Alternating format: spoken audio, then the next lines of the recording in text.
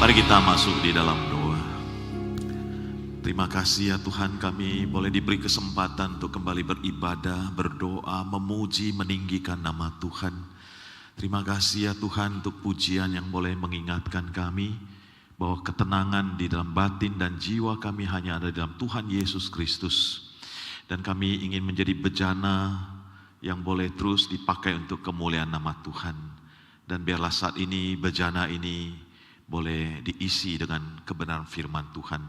Berikan hati yang haus, berikan hati yang siap untuk dibentuk, berikan hati yang siap untuk menjadi pelaku firman, baik hamba-Mu yang menyampaikan maupun kami semua yang mendengarnya. Mohon pimpinan Tuhan, dalam nama Yesus kami berdoa. Amin. Shalom. Bapak Ibu yang dikasihi Tuhan, saya mengucapkan terima kasih atas kesempatan yang diberikan. Saya boleh kembali ke kota Ambon dan boleh melayani baik di sekolah maupun di Gereja Kristen Kalam Kudus. Bapak Ibu yang dikasihi Tuhan, saya mengambil tema hari ini yaitu siapakah aku ini? Dalam kurung Mesias yang menderita. Bapak Ibu, mari kita melihat bagian firman Tuhan dari Injil Lukas pasal 9 ayat 18 sampai 23. Kita bisa lihat dari Alkitab masing-masing ataupun dari layar yang ditampilkan. Saya mengajak kita membacanya bergantian. Ayat yang genap saya baca, ayat yang ganjil Bapak Ibu jemaat sekalian. Lukas pasal 9, saya mulai ayat yang ke-18.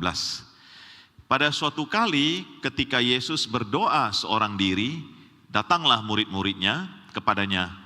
Lalu ia bertanya kepada mereka, kata orang banyak, siapakah aku ini?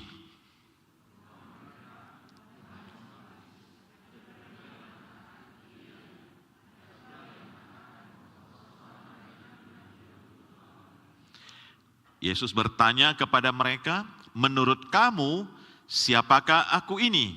Jawab Petrus, Mesias dari Allah.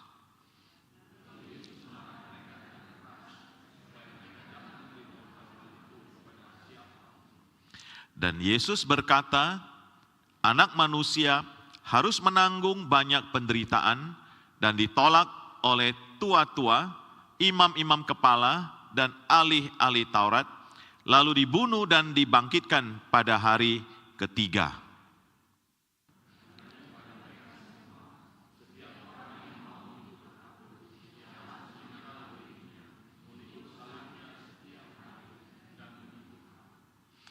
Kita akan melihat lagi apa yang ditulis oleh Matius untuk melengkapi bagian daripada Lukas.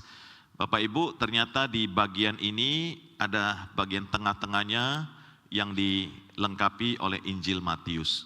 Kita melihat bersama-sama, di sini dikatakan Yesus melarang murid-muridnya supaya jangan memberitahukan kepada siapapun bahwa ia Mesias. Lalu sejak waktu itu mulai menyatakan kepada murid-murid dia harus pergi ke Yerusalem, menanggung banyak penderitaan dari pihak tua-tua, imam-imam kepala dan ahli-ahli Taurat. Lalu dibunuh dan dibangkitkan pada hari ketiga. Nah saudara, ayat 22 sampai 24 inilah kita akan tahu dengan jelas mengapa Yesus melarang murid-muridnya memberitahu supaya jangan kasih tahu banyak orang bahwa dia adalah Mesias. Karena di dalam pernyataan ini jelas murid-murid belum memahami apa atau siapa Mesias itu sesungguhnya ya. Tetapi Petrus menarik Yesus ke samping dan menegur dia, katanya, Tuhan, kiranya Allah menjauhkan hal itu. Hal itu sekali-kali takkan menimpa engkau. Maka Yesus berpaling dan berkata kepada Petrus, enyalah iblis, engkau suatu batu sandungan bagiku, sebab engkau bukan memikirkan apa yang dipikirkan Allah, melainkan apa yang dipikirkan manusia. Lalu Yesus berkata kepada murid-muridnya, setiap orang yang mau mengikut aku, ia harus menyangkal dirinya, memikul salibnya dan mengikut aku. Saudara, tadi saya katakan mengapa Yesus melarang? Karena konsep pada saat itu Mesias adalah seperti pikiran Petrus ini. Bahwa Mesias itu adalah seorang pahlawan yang penuh kuasa, seorang yang hebat, seorang yang bisa dipakai untuk membebaskan umat Israel dari penjajahan Romawi. Mesias yang membebaskan mereka secara politik duniawi. Yang tidak mungkin menderita. Maka Petrus tadi dengan berkata, Tuhan kiranya Allah menjauhkan hal itu, sekali-kali takkan menimpa engkau. Tapi Yesus memberikan pemahaman yang berbeda daripada pikiran bangsa Israel termasuk murid-murid pada masa itu, saudara sekalian. Bahkan Yesus dengan keras mengatakan, enyalah iblis, engkau itu jadi batu sandungan. Karena pikiran ini akan menghambat Mesias untuk menjadi juru selamat yang menebus dosa manusia yang harus dikerjakan memang melalui penderitaan di atas salib. Bahkan dikatakan bukan pikiran yang dipikirkan Allah, melainkan apa yang dipikirkan manusia. Jadi jelas pemahaman Petrus dan masyarakat pada masa itu tentang Mesias adalah keliru, saudara-saudara sekalian ya. Maka Tuhan Yesus mengatakan sesudah itu ikut, yang mau ikut harus sangkal diri, memikul salib dan mengikut aku. Nah saudara-saudara sekalian, siapakah aku ini? Apakah kita sungguh-sungguh mengenal Mesias seperti yang kita kenal? Sebelum saya lanjutkan, sebagai introduction saya mau kasih lihat satu video ya. Bapak Ibu, video ini tentang tahun baru Imlek. Kalau tahun baru Imlek, kesan pertama yang paling diingat apa Bapak Ibu? Jawabannya sama dengan KU1 ya. Di seluruh Indonesia jawabannya sama. Kita saksikan sebentar video tentang angpau ini ya. Ada sudah selesai libur Imlek. Untuk memulai kerja, bosnya mau bagi-bagi angpau. Semuanya senang, angpau dari bos.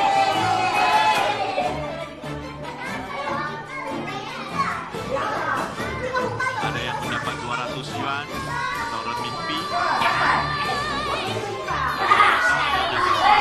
Ada yang dapat 300.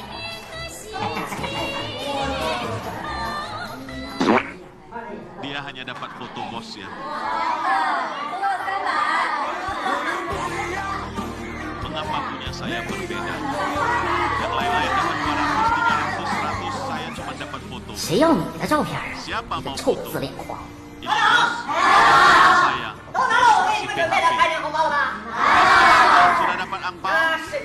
Yang dapat foto saya kasih 10.000.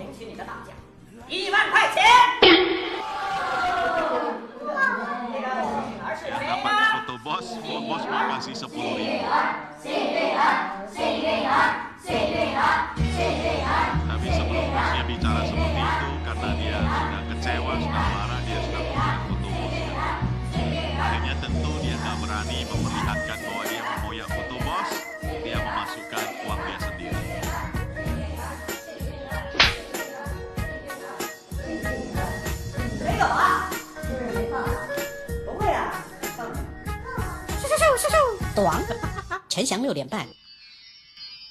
Bapak Ibu yang dikasih Tuhan, dari video singkat ini kita bisa ambil banyak maknanya lah ya. Kita bisa mengambil pelajaran moralnya apa. Tadi pagi saya ada tanya interaktif dengan jemaat. Ada yang bilang jangan cepat berprasangka buruk gitu ya. Yang lain bilang sabar, yang lain bilang jangan membanding-bandingkan berkat Tuhan ya. Ada satu jawaban Pak Rison, yaitu kita harus belajar mengenal siapa bos kita dalam tanda petik ya. Kemungkinan karyawan ini mungkin karyawan baru yang belum begitu mengenal bosnya. Dia begitu dapat itu langsung punya prasangka bosnya nakal, bosnya hanya mau kerjain karyawannya. Tetapi ternyata bosnya adalah bos yang baik, bosnya adalah bos yang mau memberikan berkat tetapi dengan cara yang unik ya. Bos yang bukan mau mengerjai anak buahnya. Jadi saudara-saudara sekalian, maka hampir sama seperti apa yang kita baca, yaitu ketika kita mengenal Kristus, mengenal Tuhan kita, itu akan menentukan sikap yang benar. Yesus memperkenalkan dirinya sebagai Mesias yang menderita. Tetapi karena pengenalan akan murid-murid belum utuh, maka Yesus melarang mereka memberitahu. Dan karena pengenalan yang belum utuh atau bahkan pengenalan dengan konsep yang salah membuat murid-murid mempunyai sikap yang berbeda pula.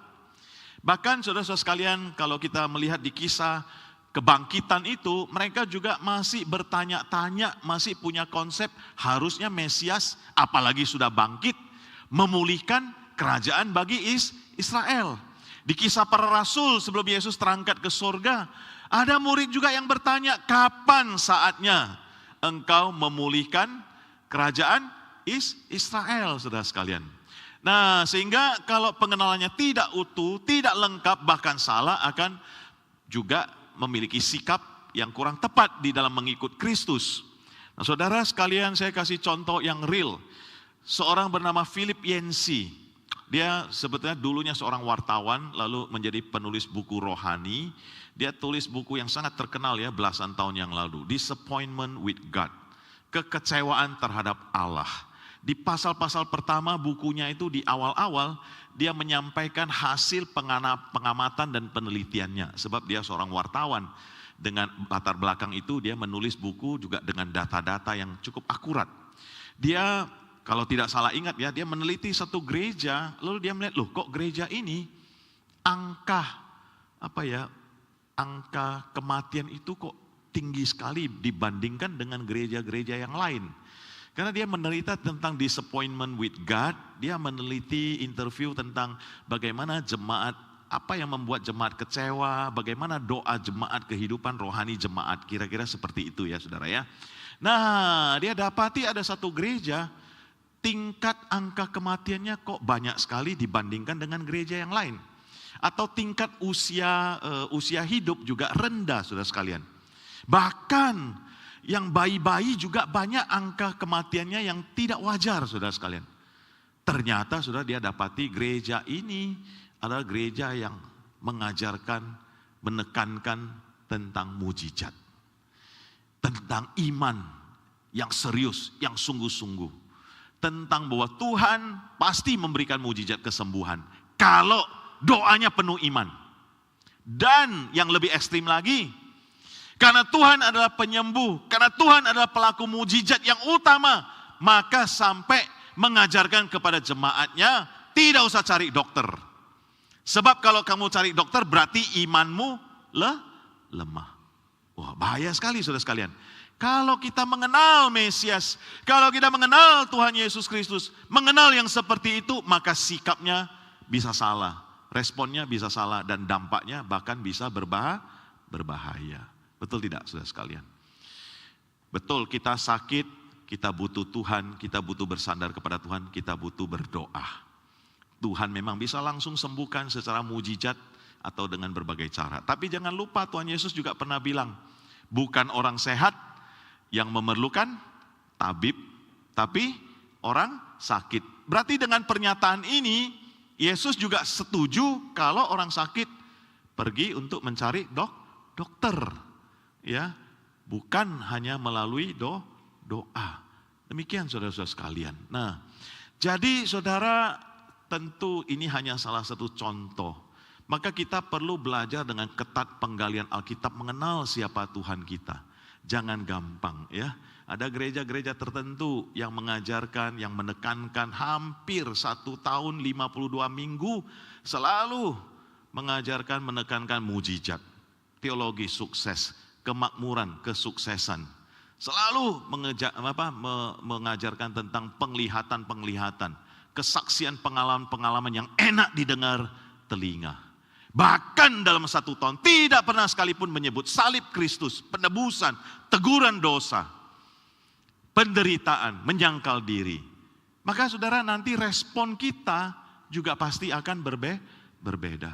Kita menjadi jemaat yang mungkin terlalu gampangan, terlalu nyaman, terlalu enak, begitu datang goncangan kita tidak siap, kita kurang dewasa, kita kurang matang. Kita langsung mungkin gampang meninggalkan gereja atau meninggalkan Tuhan. Nah itu, jadi mesti kita hati-hati. Nah saudara-saudara sekalian, dari kalau kita mengenal Tuhan ingin murid-muridnya, dan kita juga bahwa mengenal Kristus, mengenal Mesias adalah Mesias yang menderita, yang siap ditolak, yang harus menanggung salib dan tentu juga dibangkitkan pada hari yang ketiga. Namun pengenalan itu dilanjutkan dengan apa yang diharapkan Yesus. Apa yang menjadi sikap, menjadi respon yang diinginkan oleh Yesus kepada murid-muridnya, kepada para pengikutnya, kepada para rasulnya. Karena ayat ini langsung berlanjut, saudara sekalian. Setelah dia mengajarkan tentang penderitaannya, dia langsung mengatakan, siapa yang mau mengikut aku, ia harus menyangkal dirinya, memikul salibnya setiap hari, dan mengikut aku. Artinya apa? Kristus sudah beritahu, dan nanti dia akan alami. Maka murid-muridnya, pengikutnya juga harus mengikuti gurunya, mengikuti Tuhannya, mengikuti Mesiasnya dengan pengenalan yang benar dan sikap yang benar. Maka sikap yang pertama, menyangkal diri. Saya rasa sangat relevan untuk zaman kita sekarang ini. Saudara, kita zaman dunia digital ini yang sering menjadi gaya hidup kita sekarang, ya. Selfie, foto, lalu kita posting. Lalu kita mengharapkan banyak like dari yang lihat, yang nonton, apakah di IG, apakah di Facebook, apakah di TikTok, barangkali juga di status WA. Kita senang kalau banyak follower, viewer, subscriber, dan juga ada satu fenomena lagi belakangan ini tentang flexing. Anak-anak muda belum 30 sudah katanya financial freedom, pakai jam tangan bermiliar-miliar dan sebagainya. Sebagian ketahuan ternyata penipuan, ya, investasi bodong dan sebagainya. Sebagian sudah masuk dalam penjara. Dia flexing untuk mau menipu orang dan lain sebagainya. Nah, Indonesia susah sekali melewati krisis ekonomi karena banyak sekali yang terjerat dengan investasi bodong dan juga judi online. Semuanya gara-gara ada orang yang memamerkan kekayaan-kekayaan. Nah, saudara-saudara sekalian, Craig Groeschel mengatakan di dalam bukunya Struggles, Following Jesus in a Selfie-Centered World. Mengikut Yesus di dalam dunia digital sekarang, dunia selfie-selfie, dunia posting-posting, adalah kebudayaan kita mengatakan, zaman ini mengatakan, perlihatkan dirimu, postingkan dirimu, viralkan dirimu. Tetapi perkataan Yesus masih relevan. Siapa yang mau mengikut aku, ia harus menyangkal dirinya, memikul salibnya setiap hari dan mengikut aku. Jika demikian, boleh nggak kita posting-posting ya? Kita tidak bisa hindari bahwa ini juga bisa kita manfaatkan. Dia seperti pisau ya, bisa dipakai untuk potong sayur, bermanfaat. Tapi kalau tidak hati-hati, dia juga bisa melukai. Maka saudara pakailah, postinglah, tapi tujuannya untuk memuliakan Tuhan. Postinglah, tapi tujuannya seperti Yohanes Pembaptis. Dia atau Tuhan Yesus harus makin besar, aku harus makin kecil. Di dalam postingan mungkin kita tambahkan captionnya, puji Tuhan, saya hari ini bisa foto di tempat ini, pemandangan yang indah. Ini adalah anugerah Tuhan. Meskipun dia lihat kita, dia lihat pemandangan, tapi dia baca kita sedang memuji Tuhan. Barangkali kita tambahkan lagu-lagu puji-pujian, lagu-lagu rohani.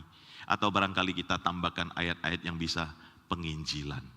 Itu postingan kita akan lebih bermakna. Bukan mau menonjolkan diri, tapi mau meninggikan Tuhan. Nah, gimana caranya saudara ya? Karena ini kan sudah jadi gaya hidup ya. Bahkan sekarang begitu gampangnya bisa langsung masuk ke status WA kita. Jadi pakai itu untuk kemuliaan bagi nama Tuhan. Karena jadi gaya hidup, tadi saya ajak di KU1 ya. Saya tanya, biasanya kita mengatakan sebelum tidur berdoa dulu. Bangun tidur, berdoa dulu. Mau makan, berdoa dulu. Sekarang kita tambah karena sudah gaya hidup kita. Sebelum posting, coba bilang 1, 2, 3. Penting saudara ya. Penting gak saudara? Karena sudah jadi gaya hidup. Kalau kita sebelum posting berdoa dulu, berarti kita betul-betul ada niat kan. Bahwa postingan saya ini bukan hanya iseng-iseng. Bukan hanya sesuatu yang, orang lain posting, semua posting, udah beli HP mahal-mahal ya posting. Bukan. Tapi saya mau pakai. Bukan untuk menonjolkan diri. Tapi untuk meninggikan Kristus dan saya makin kecil. Maka saya doa dulu. Kalau kita sebelum posting berdoa dulu, pasti kita akan lebih hati-hati. Jangan sampai jadi batu sandungan. Pasti kita akan hati-hati apa yang terbaik untuk kemuliaan bagi nama Tuhan. Di dalam postingan kita barangkali orang melihat, ini keluarga baik, ini keluarga sedang bersatu, sedang liburan.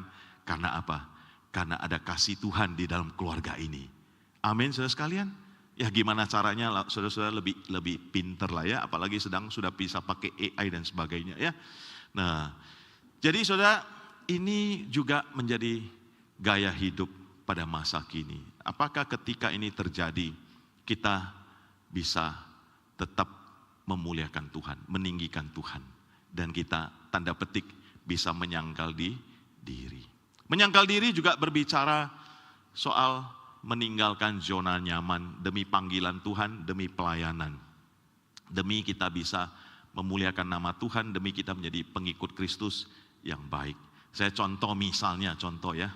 Saya orang introvert. Ya, setelah dites dan sebagainya orang introvert. Jadi lebih menikmati kesendirian sebetulnya. Tapi karena diberikan kepercayaan, diberikan anugerah untuk melayani Tuhan sebagai hamba Tuhan, lalu harus ke sana ke sini bertemu dengan banyak orang yang dari berbeda latar belakang, budaya dan seterusnya untuk kelancaran pelayanan, untuk membangun relasi yang baik sehingga kalau saya berkhotbah atau kasih bimbingan atau mengatasi masalah itu bisa lebih diterima, bisa lebih masuk dan sebagainya, maka saya perlu meninggalkan kenyamanan untuk menyendiri. Kenyamanan untuk introvertnya itu. Saya juga harus ikut menyapa, ikut menyalami. Meskipun gak seperti orang ekstrovert yang halo apa kabar, lalu heboh-heboh, enggak gitu saudara ya. Kalau orang ekstrovert kan dia pengen meriah, pengen apa gitu ya. Nah jadi lama-lama terlatih, tidak lagi menjadi sesuatu yang sulit atau beban berat. Ya, tetapi kalau mau kembali lagi, pilih yang mana, yang ekstrovert atau yang rame-rame begitu. Saya nyamannya introvert, kira-kira gitu ya. Tetapi demi pelayanan, demi pekerjaan Tuhan, demi semua bisa berjalan dengan lebih baik, saya rela meninggalkan zona nyaman saya. Itu juga termasuk saya kira menyangkal diri. Saudara melayani Tuhan, baik saudara yang ada jabatan, tidak ada jabatan. Mungkin satu saat saudara harus memilih, apakah saya harus menyangkal diri di dalam hal, saya ada rasa nyaman, pengen tidur siang, pengen menikmati waktu saya, pengen happy-happy, sementara ada panggilan untuk melayani, sementara ada panggilan untuk melakukan sesuatu di dalam pekerjaan Tuhan. Relakah saya meninggalkan zona nyaman ini, lalu saya pergi ikut Kristus karena ada panggilan yang jelas dari Tuhan. Nah seperti itu saudara sekalian ya, menyangkal diri. Kemudian saudara sekalian saya mendapatkan satu inspirasi yang sangat baik dari seorang rekan senior hamba Tuhan ketika saya mengikuti kebaktian di Kalam Kudus Jakarta di Central Park ya. Namanya Pendeta Johan Candawasa kalau tidak salah. Dia memberikan satu perspektif yang sangat menegur saya ya pribadi. Dia mengatakan, saya ubah kalimatnya supaya sesuai dengan topik kita ya. Semakin mendalam pengenalan kita akan Tuhan Yesus Kristus, semakin kita menyadari keberdosaan dan ketidaklayakan kita. Semakin besar kebutuhan kita akan kasih karunia Tuhan, semakin sadar untuk menyangkal diri dan meninggikan Tuhan Yesus Kristus. Jadi saudara, seharusnya semakin berjalan dengan waktu, semakin kita bergaul dengan Tuhan, semakin mengenal Tuhan, kita akan semakin merasa lebih berdosa dan semakin memerlukan anugerah dan kasih karunia Tuhan. Ya. Jadi dia ambil penafsiran misalnya dari tulisan-tulisan Paulus dengan topik yang hampir sama, yang menyatakan dirinya berdosa, tidak layak, lalu perbandingannya, dan dilihat dari kronologis waktu, ya, karena ini mempengaruhi kedewasaan rohaninya, maka Paulus Ketika menulis surat 1 Korintus, itu dia lebih muda. Mungkin dia baru percaya Kristen, baru menjadi penginjil, misionaris yang tidak terlalu lama. Kemudian ketika dia tulis surat kepada jemaat Efesus, dia sudah lebih senior di dalam pemahaman iman dan perjalanan rohaninya. Lalu ketika dia menulis 1 Timotius, dia lebih senior lagi. Bahkan boleh kata mungkin sudah masuk di lanjut usia. Karena di 2 Timotius, dia mengatakan, darahku sudah tercurah, hari kematianku sudah dekat. Kalau surat 1 dan 2 Timotius tidak terlalu lama, berarti di Timotius itu dia lebih matang usianya, lebih dewasa, lebih tua dibandingkan surat Efesus dan surat Korintus. Nah, saudara sekalian, ketika dia lebih muda, baru-baru tidak lama mengenal Kristus, semangat-semangatnya, saudara sekalian, dia melayani Tuhan dan sebagainya. Dia katakan begini, karena aku adalah yang paling hina dari semua rasul. Tetapi karena kasih karunia Allah, aku ada sebagaimana aku ada. Bahkan ada kalimat selanjutnya yang tadi kita baca di dalam liturgi kita ya. Aku bekerja lebih keras dari yang lain. Ada kalimat itu tadi ya. Nah, jadi ada tanda petik secara samar-samar dia juga masih menonjolkan diri. Di satu sisi dia katakan apa? Aku paling hina dari semua rasul. Tapi karena kasih karunia Allah, aku bekerja lebih keras dari mereka semua. Nah, saudara, itu masih awal-awal semangatnya Paulus. Dia membandingkan dirinya yang tidak layak tapi dengan para rasul. Artinya dengan para level pemimpin, saudara sekalian. Berarti saudara, kalau mau ditambahkan penafsirannya, kalau dibandingkan para rasul, aku memang paling hina. Tapi kalau dibandingkan dengan orang Kristen biasa, aku lebih baiklah sedikit. Begitu kira-kira ya saudara ya. Tetapi saudara, dengan berjalannya waktu, dengan pergumulan hidup, dia juga jatuh bangun, saudara, di dalam pelayanannya. Ada kelemahan-kelemahan juga. Lalu di Efesus dia mengatakan, kepadaku yang paling hina di antara segala orang kudus telah dianugerahkan kasih karunia ini. Kalau istilah orang kudus berarti semua orang percaya. Semua orang Kristen. Berarti dia sudah membandingkan dengan level yang lebih rendah. Kalau tadi dengan sesama rasul, sekarang di antara semua orang kudus, semua orang Kristen, aku yang paling hina. Janganlah bandingkan dengan rasul. Dengan orang kudus saja sesama Kristen, aku paling hina kok. Oke? Nah, sekarang masuk ke surat kepada Timotius. Dia mau pakai lebih kurang topik yang sama lagi. Yesus datang ke dunia untuk menyelamatkan orang berdosa. Di antara mereka, akulah yang paling berdosa. Saudara lihat pemahaman Paulus ya. Kalau yang nomor 2 tadi yang di tengah ya. Oke lah, kalau sama orang kudus, sama orang Kristen aku paling hina. Tapi kalau di luar orang Kristen, sama orang-orang yang belum percaya, orang-orang berdosa yang belum diselamatkan, aku masih lebih baik. Tapi sekarang ketika di surat Timotius, sama semua orang berdosa, akulah yang paling berdosa.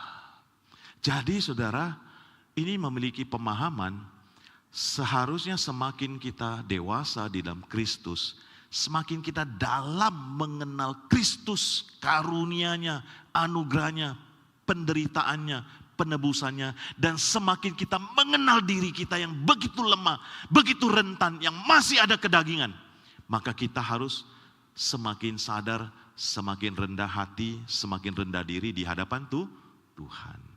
Dia memberikan satu skema yang pada pandangan umum pertumbuhan rohani itu, pada umumnya ya, sebelumnya saya juga berpikiran yang sama.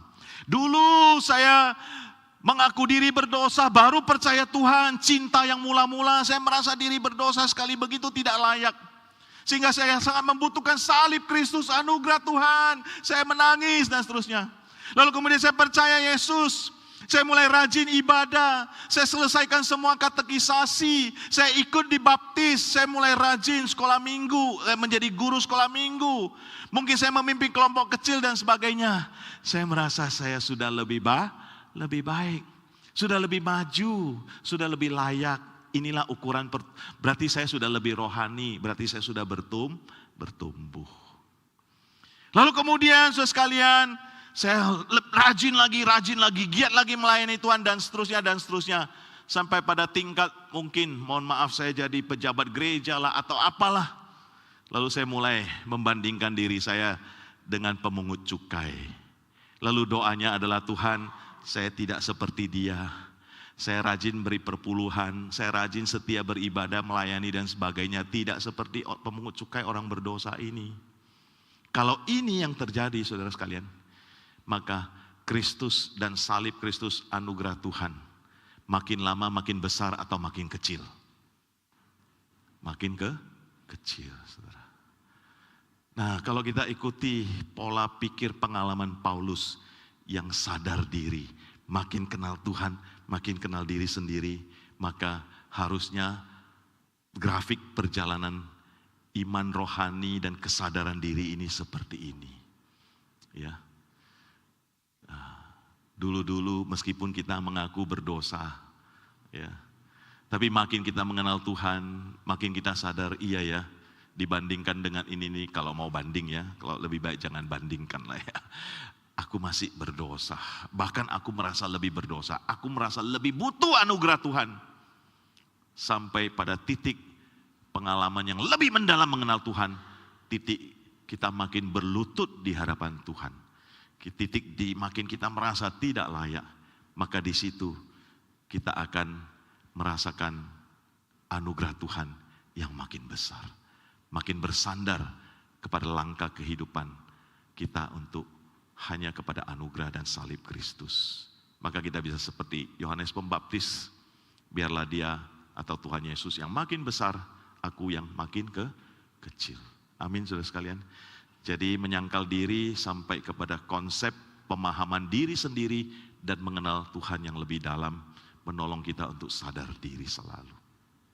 Jangan sampai kita menganggap diri hebat dan sombong dan sebagainya. Ya, saya kadang-kadang jujur ya, mohon maaf, ada kesombongan-kesombongan tertentu.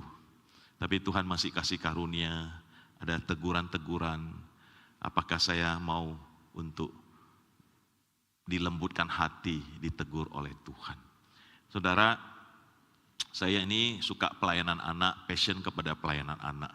Satu kali saudara, hari pembukaan sekolah untuk TK, saya cerita kepada anak-anak, saya pakai gambar, pakai video, hafal ayat, nyanyi, ya anak-anak seru ya dengan cerita. Tapi saya waktu itu lupa memperkenalkan diri, sehingga anak-anak tidak tahu nama saya. Lalu setelah selesai kebaktian, jam siang saya pergi keluar untuk cari makan di warung dekat sekolah. Nah pas juga anak-anak pulang sekolah, anak TK lebih cepat pulang ya. Ketika pulang sekolah itu anak-anak ada yang lewat dekat-dekat warung yang sekitar sekolah, di seberang jalan. Ada anak-anak yang teriak ya. Itu bapak tadi yang cerita. Tapi dia nggak tahu nama saya. Terus dia panggil apa saudara? Bapak gereja. Wah saudara, saya dipanggil bapak gereja saudara. Dalam pemahaman kita, bapak gereja itu orang yang sangat berjasa, seperti Calvin, Martin Luther, Agustinus dan sebagainya. Saudara, maka saya pun mulai menyombongkan diri. Saya cerita hal ini kepada rekan kerja saya. Tadi saya gini. Satu hal saya ingin bercanda aja, tapi di sisi yang lain saya ingin menyombongkan diri. Tandanya saya bagus loh untuk anak-anak, saya hebat loh, saya pinter loh untuk menarik hati anak-anak. Sampai anak-anak di seberang jalan aja mau teriak kayak mengidolakan saya. Mulai sombong saudara. Tapi saudara, Tuhan kasih kepekaan. Beberapa bulan kemudian ada kejadian saudara. Saya di sekolah Kalam Kudus dan gereja itu satu lokasi ya. Kantor gereja saya itu di lantai 2 paling ujung. Lalu ada kayak jalan kecil kayak gang begitu, kayak seperti ini ya. Nah sebelah sana ruang-ruang kelas. Nah tapi ruang kelas itu anak-anak nggak bisa ke sini. Jadi kalau kantor itu kita semua mau keluar mau apa, supaya hemat listrik lampu lorong kita matiin. Jadi kalau dari jam makan siang mau keluar istirahat jam kantor kita matiin. Setelah itu anak-anak ada yang istirahat jam kedua, itu jam-jam sekitar makan siang. Ketika lampu ini mati, gelap, anak-anak itu ada jalan dari sini ya, lorong untuk turun ke tangga. Jadi bisa kelihatan ke situ ya, saudara ya. Karena gelap-gelap, ini kantor saya, tapi dari sini ada jendela. Tapi di sini gelap, udah dimatiin lampu sama rekan yang lain. Begitu saya buka pintu, ada cahaya, ada bayangan gelap-gelap, anak-anak lari-lari sambil ada yang teriak, "Wih, hantu, hantu, hantu, hantu." Dalam hati saya, baru berapa bulan yang lalu saya dipanggil apa? Hari ini saya dipanggil, jangan sombong saudara ya. Tapi Tuhan kasih kepekaan. Itulah mengapa ini bisa terjadi. Kira-kira begitu loh ya. Kok waktunya gak lama? Karena saya terus sedang membanggakan diri. Sedang merasa sombong bahwa saya pintar. Saudara, jangan saudara ya. Tapi itu timbul terus saudara ya. Timbul terus saudara. Saya belakangan ini bawa khotbah ke anak-anak karena dunia digital ya saudara ya. Saya cerita sedikit ya. Karena sebagian dari kita orang tua. Saya misalnya khotbahnya Yesus sahabat sejati. Oke. Nah saya biasanya tampilkan dulu gambar Mobile Legend. Anak-anak teriak-teriak seneng. Clan of Clash, tenang-tenang, senang. Lalu saya tampilkan teriak yang paling kuat tuh tahu nggak games apa? Roblox saudara ya. Begitu tampil Roblox, teriak-teriak sampai bangkunya bisa jatuh ya. Senang sekali saudara ya. Tentu juga saya tampilkan misalnya Blackpink, Korea ya, Upin Ipin semuanya lah. Lalu kemudian saya sampaikan apa dampak negatifnya ya, kecanduan, habis waktu, bla bla bla bla bla bla dan seterusnya. Lalu kemudian, tetapi yang memberikan hadiah yang terbaik, sahabat yang terbaik bukan games, bukan Korea, bukan Upin Ipin, bukan Kung Fu Panda. Tapi sahabat yang terbaik adalah Tuhan Yesus. Karena dia memberikan nyawanya. Bahkan kita tidak perlu membayar seperti kita main game, tetap masih harus bayar. Nah saudara, tapi saudara, ketika saya tampilkan Tuhan Yesus yang berkorban di kayu salib, anak-anak diem, gak ada yang sorak-sorak seperti tadi. Ya, lalu saya bilang, aduh saya sedih, saya nangis. Berarti anak-anak lebih cinta Roblox daripada Tuhan Yesus. Lebih cinta Blackpink daripada Tuhan Yesus. Lebih cinta Upin Ipin daripada Tuhan Yesus. Anak bilang, enggak pak. Oke, kita ulang ya. Waktu diulang, saya mau kasih lihat. Mana yang lebih senang anak-anak, gambar Roblox atau Tuhan Yesus? Tampilkan lagi Roblox. Ada yang mau teriak-teriak tapi udah sungkan dia. Oke, tampilkan Yesus. Teriak-teriak semua, kuat-kuat teriak-teriak. Terus saya bilang, benar cinta Tuhan? Benar. Tuhan Yesus atau Roblox? Tuhan Yesus. 1% atau 100%? 100%. Sungguh. Yakin. Kalau yakin, saya bilang, begitu selesai kebaktian pulang ke rumah, kasih tahu papa mama. Papa mama, hapus aplikasi Roblox. Saya mau cinta Yesus. Semua langsung takut ya, langsung nggak mau. Tapi ada juga yang diyakinkan, yakin bisa, sama game-game yang lain, gitu ya. Singkat cerita, saya mau katakan, saudara sekalian, lalu malam harinya ada anak seorang hamba Tuhan ikut makan malam. Dia dengan senangnya berkata, Pak Alipin, tadi pulang sekolah saya sudah hapus Roblox. Nih papa tahu saksinya. Wah, saya bangga, saya senang. Berarti saya berhasil, saudara sekalian ya. Nah, lalu saudara sekalian besok pagi ya, dia pulang sekolah, saya ketemu lagi. Saya mau ngecek kan. Saya bilang, gimana? Sudah hapus Robloxnya kan? Bisa kan? Nggak susah kan? Kan nggak apa-apa kan? Nggak ada Roblox selama 1 hari ini kan? Ya Pak Alipin, tadi pagi saya download lagi. Saudara. Jadi saudara, jangan sombong, jangan bangga, jangan menganggap diri hebat saudara sekalian.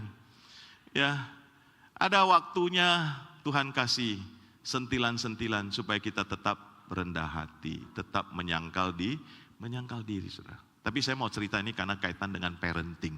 Itulah realita anak-anak kita saudara. Tolong perhatikan apa yang mereka main, waktu mereka dan sebagainya. Gantikanlah itu, usahakanlah itu, supaya mereka lebih cinta Tuhan, bukan cinta gadget. Tantangan kita hari ini sangat berat. Ya, nah saudara-saudara sekalian, kemudian kita beralih ke respon atau sikap yang kedua yang Tuhan Yesus inginkan, yaitu memikul salib setiap hari. Nah, saudara-saudara sekalian, waktu Yesus mengatakan memikul salib setiap hari, baik di dalam Lukas maupun di dalam Matius, Yesus itu langsung memberikan penjelasan berikutnya, suatu penjelasan yang langsung menjadi sesuatu hal yang berat, yang penuh pergumulan, yang tidak gampang, saudara. Yesus bilang, barang siapa mau menyelamatkan nyawa, ia akan kehilangan nyawanya. Barang siapa kehilangan, ia akan menyelamatkannya. Dan seterusnya. Kemudian di Matius pasal 10, Yesus katakan, barang siapa mengasihi bapaknya atau ibunya lebih besar daripadaku, ia tidak layak bagiku. Dan barang siapa mengasihi anaknya laki-laki atau perempuan lebih daripadaku, ia tidak layak bagiku. Lalu barang siapa tidak memikul salib dan mengikut aku, ia tidak layak bagiku. Jadi saudara lihat, Tuhan Yesus tidak menjanjikan sesuatu yang nyaman, yang gampang, yang mujizat terus, yang sukses terus. Tapi yang Tuhan Yesus katakan, siap enggak kamu untuk kalau harus memilih Yesus daripada orang tua kamu harus bergumul memilih Tuhan Yesus. Tidak gampang saudara sekalian, tidak gampang. Perintis kita, saya jadi teringat almarhum pendeta Andrew G yang dari Shanghai. Ngomong-ngomong saudara, ini minggu ini kita ulang tahun ke-74 ya, Kalam Kudus. Karena kelahiran Kalam Kudus itu disepakati 22 April 1952 ya. Jadi kita ini sedang merayakan ulang tahun yang ke-74, 22 April. Hari ini tanggal 26 ya, jadi masih minggu-minggu ini. Nah saudara, Dr. Andrew G, ketika dia percaya Tuhan karena dia sekolah di sekolah Bethel. Maunya sekolah bahasa Inggris, tapi karena di sekolah Kristen mendengar firman, singkat cerita dia percaya Tuhan. Waktu dia sudah bekerja, waktu itu dia punya 3 saudara kalau tidak salah. Dan mamanya harus membiayai semua. Papanya sudah meninggal ketika dia kecil. Lalu dia mendapatkan pekerjaan sebagai tukang pos. Jadi mamanya senang sekali. Mamanya bilang, Mama tidak usah lagi memintal kain sampai jauh hari, tengah malam. Karena kamu sudah punya penghasilan bantu anak-anakmu. Lalu ketika dia sekolah di sekolah misi Bethel itu, dia percaya Tuhan, kemudian ada KKR dari apa, kemudian dia menyerahkan diri jadi hamba Tuhan. Berarti dia harus melepaskan pekerjaannya sebagai tukang pos pada waktu itu di Shanghai. Dia bilang, Mama saya terpanggil jadi hamba Tuhan, saya harus jadi misionaris, saya harus kabarkan Injil, saya harus sekolah pendeta.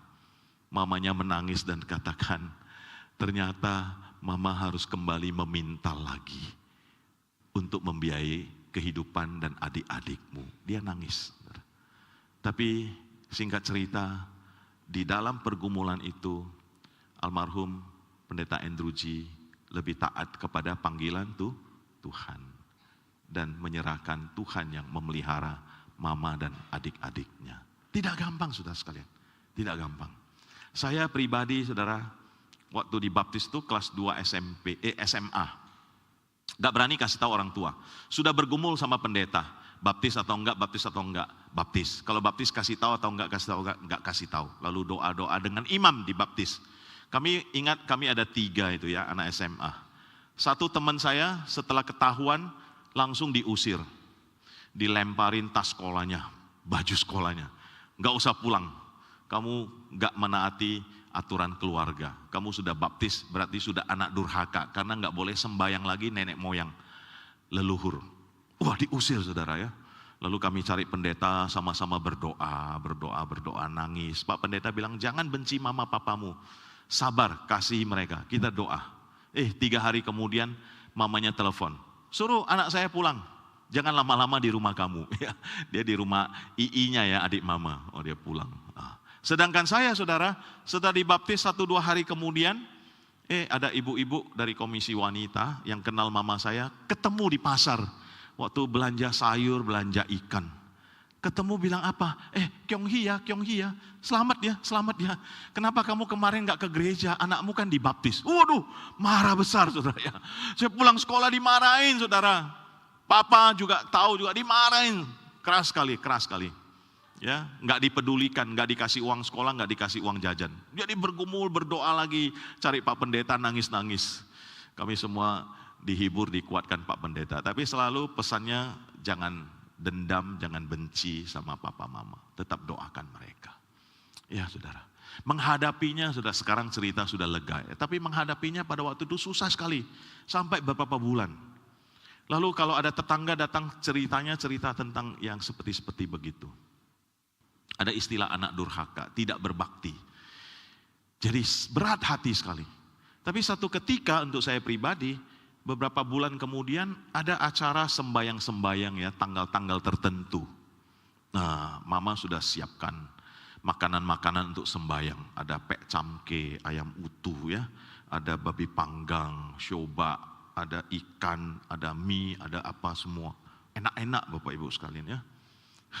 Tapi dia juga sediakan kira-kira 2-3 piring di sini. Cuman ayamnya 1 potong aja ya. Lalu yang lain cuman sayur sama sop ya. Terus dia bilang ya, hari ini hari besar mau sembayang ya. Kamu ini sudah baptis. Kamu pikir sendiri. Ini saya siapkan untuk sembayang. Ya. Tapi gara-gara kamu sudah baptis ya. Maka ini ada yang saya siapkan juga yang saya tidak akan pakai buat sembayang. Kamu pikir sendiri mau makan yang mana. Saudara ya. Di satu sisi marah ya, tapi di sisi yang lain, kok kayaknya sudah agak menerima gitu kan. Walaupun masih dengan marah-marah.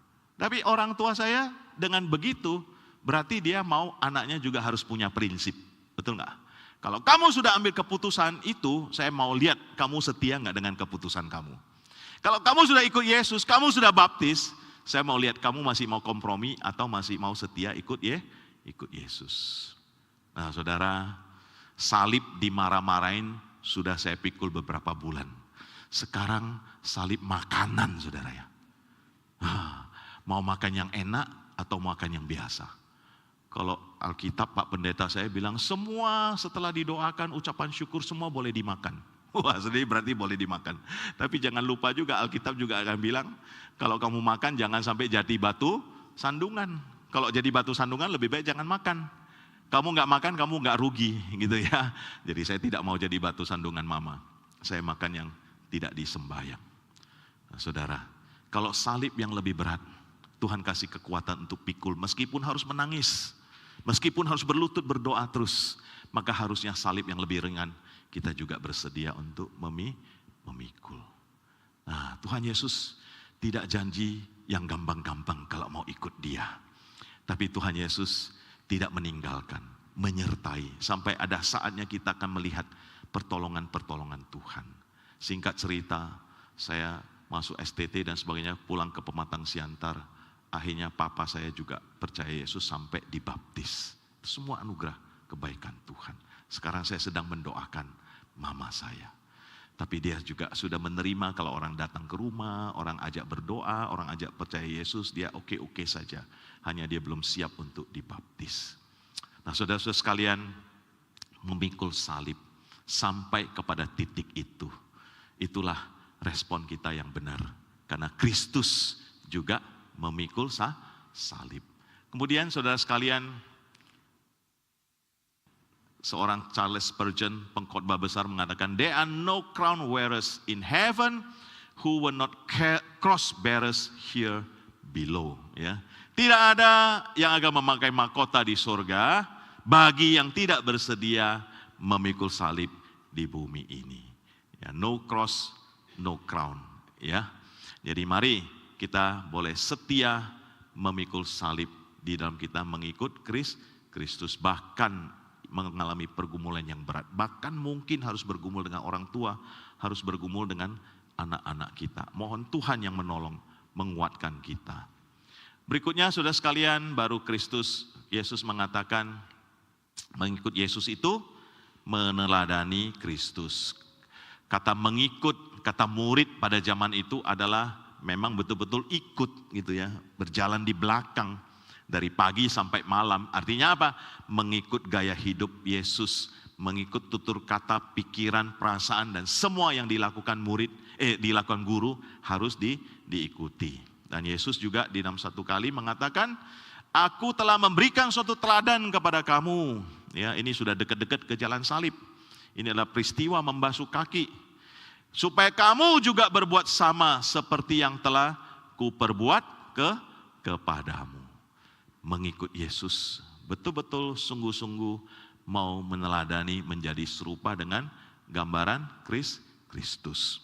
Saudara-saudara sekalian, maka saya coba mempersingkat ya, karena saya seorang yang senang di dalam dunia pendidikan. Saya buat singkatan supaya kita gampang hafal, supaya pelajarannya bisa lebih long term memory.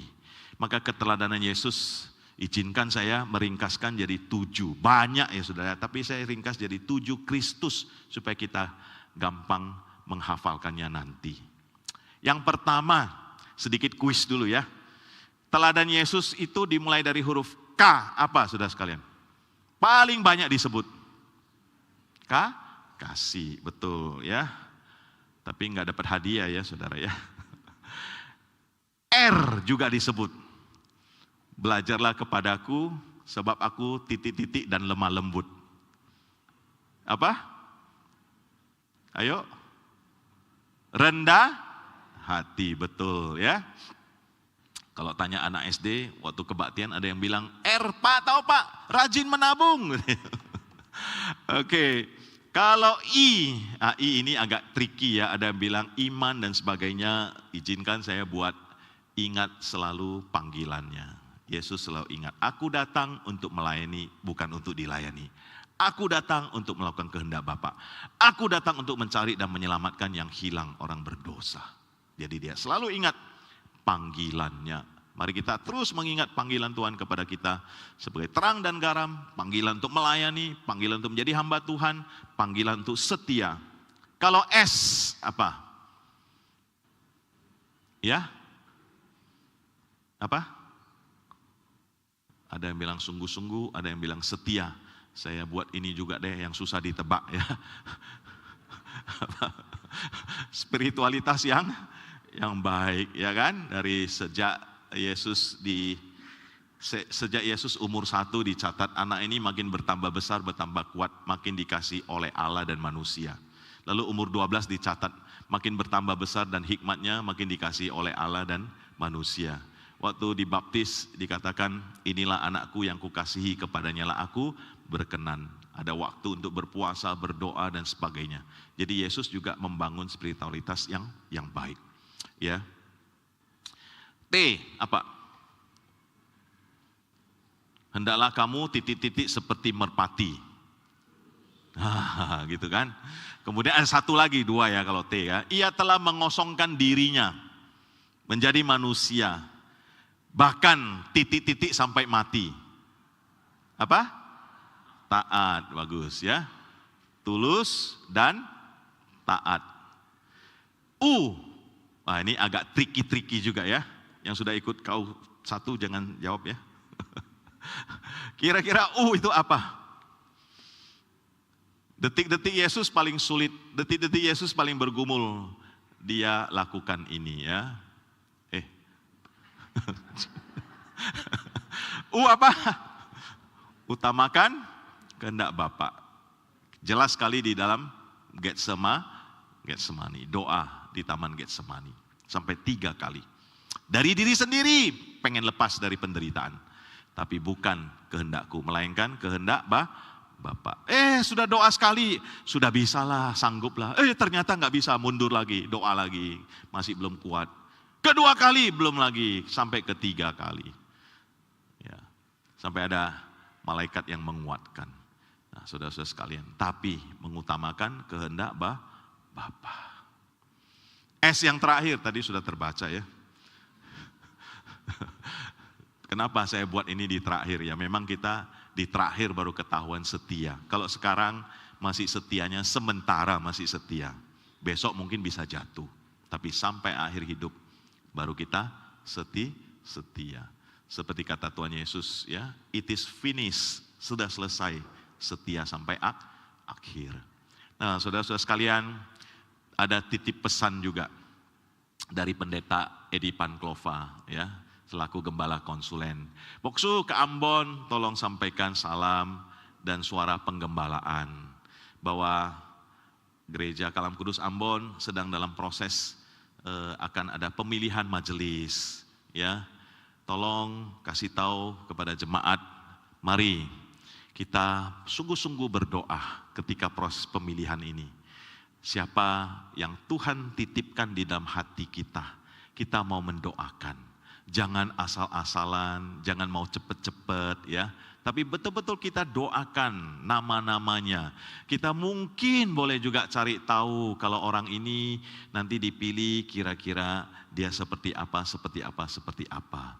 Mohon Tuhan yang menolong, Roh Kudus yang menolong. Jadi kita betul-betul serius untuk pekerjaan Tuhan, untuk pelayanan Tuhan. Bahkan kita diberi kesempatan anugerah untuk memilih, menentukan siapa yang menjadi majelis, itu juga adalah anugerah Tuhan. Mari kita kerjakan dengan sungguh-sungguh, tidak asal-asalan. Nah, saudara sekalian, lalu mungkin boleh juga Kristus, karakter keteladanan Tuhan Yesus ini boleh menjadi salah satu kriteria untuk kita semua, juga untuk majelis, untuk hamba Tuhan. Ada amin saudara sekalian. Carilah orang-orang yang memang betul-betul penuh kasih, yang rendah hati, tidak sombong, ya. Yang ingat panggilannya, bukan mau mencari pujian popularitas, tapi karena panggilan. Juga yang punya rohani yang baik, juga yang tulus melayani, yang taat, ya. Yang tulus tanpa pamrih, bukan karena mau cari untung dan sebagainya. Betul-betul tulus, sungguh-sungguh mau melayani. Yang bisa mengutamakan kehendak Bapa, dan juga yang bisa setia sampai akhir. Ada amin Bapak Ibu sekalian? Ya, Mother Teresa pernah ditanya sama wartawan, Bunda, sudah melayani di India begitu lama, tapi orang kusta tidak berkurang malah bertambah. Orang miskin juga tidak berkurang, malah bertambah. Apakah Bunda merasa gagal, merasa kecewa, mau tinggalkan pelayanan, tinggalkan India? Bunda Teresa mengatakan, anak muda, saya dipanggil Tuhan bukan untuk menjadi berhasil. Saya dipanggil Tuhan untuk setia menjalani panggilannya. Saya dipanggil bukan untuk menjadi berhasil. Saya dipanggil untuk setia kepada Tuhan. Luar biasa. Itu juga menegur saya, saudara sekalian. Sebagai hamba Tuhan, juga mohon maaf dikasih kesempatan jadi pemimpin. Kadang-kadang yang kita pikirkan selalu target saya ini. Tahun sekian sinode harus begini, ini harus begini, ini harus begini. Target. Hasil. Tapi hari ini saya diingatkan. Bukan berhasil itu tidak penting, saudara sekalian. Tetapi basicnya kita melayani adalah setia kepada panggilan Tuhan. Mengenai hasil, saya percaya kita tetap harus rajin, kita tetap harus giat. Tetapi semua semata-mata adalah berkat dan anugerah Tuhanlah yang membuat kita berhasil. Yang penting bagi kita adalah setia melayani Tuhan. Maka saudara, untuk itu 2 ayat ini kiranya menjadi kekuatan bagi kita kalau kita harus memikul salib, harus menyangkal diri, harus mengikut Kristus. Marilah kita melakukannya dengan mata yang tertuju kepada Yesus, yang memimpin kita dalam iman, yang membawa iman kita kepada kesempurnaan, yang dengan mengabaikan kehinaan, tekun memikul salib, ganti sukacita yang disediakan bagi Dia, yang sekarang duduk di sebelah kanan tahta Allah. Waktu saudara dihina, waktu saudara mengalami satu kesulitan-kesulitan, jangan jadikan itu fokus. Meskipun itu susah, meskipun itu berat. Bukan berarti kita tidak peduli akan hinaan orang dan sebagainya. Tapi fokusnya, matanya tertuju kepada siapa? Tuhan Yesus. Waktu kita lemah dan putus asa, jangan fokus kepada kelemahan dan keputusasaan itu. Tapi ingatlah selalu akan Dia. Yang tekun menanggung bantahan sehebat diterap dirinya dari pihak orang-orang berdosa. Supaya jangan kamu menjadi lemah dan putus asa. Dan William Barclay mengatakan, mengapa kok Yesus mau yang berat-berat untuk kita lakukan? Menyangkal diri, memikul salib. Inilah jawabannya yang diberikan William Barclay. Saya senang sekali dan saya kutip ayat ini. Yesus tidak berusaha memikat orang dengan jalan yang mudah. Ia berusaha menantang mereka. Mau ikut aku? Pikul salib, menyangkal diri. Membangkitkan semangat mereka yang sedang tidur. Menawarkan jalan yang lebih tinggi, jalan yang lebih sulit. Karena Yesus datang bukan untuk membuat manusia hidup lebih mudah, melainkan untuk membentuk manusia menjadi lebih mulia. Seperti Tuhan kita, Yesus Kristus. Ada amin? Ya, mari kita masuk di dalam doa.